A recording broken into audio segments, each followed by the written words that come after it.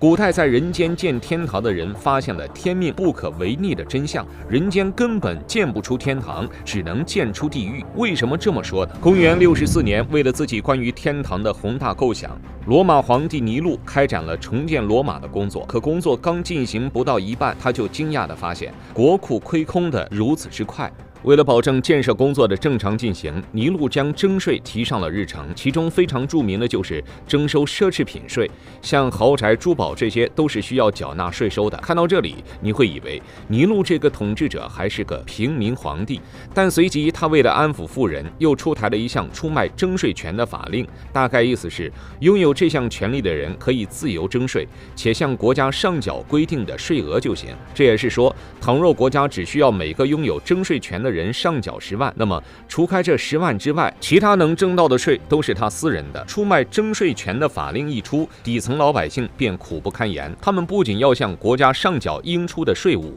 还要被这群拥有自主征税权的人薅财产，双重压迫几乎是压得平民百姓喘不过气来。元老院的一些议员本以为天堂城市的建设是利于平民的，没想到一切代价都由平民承担。为了不引发暴动，这些议员策划杀掉尼禄，另立统治者。无奈的是，这一策划被奸细秘密地告知给了尼禄。尼禄大怒，把这些密谋者都给抓住，还把他们的财产充公，用来建设新罗马。那么关键的问题来了，堪比人间天堂的新罗马究竟建成了没有？这一点史料并没有记载，因为尼禄的暴行最终还是引发了政局的暴动，一场熊熊大火再次在罗马城燃了起来。这也印证了尼禄自己的说辞：在我死后，火势滔天也无妨。颇为有趣的是，尼禄本人的结局，新罗马的结局，并没有让后人望而却步，相反，越来越多的统治者加入了建设人间天堂的队伍中。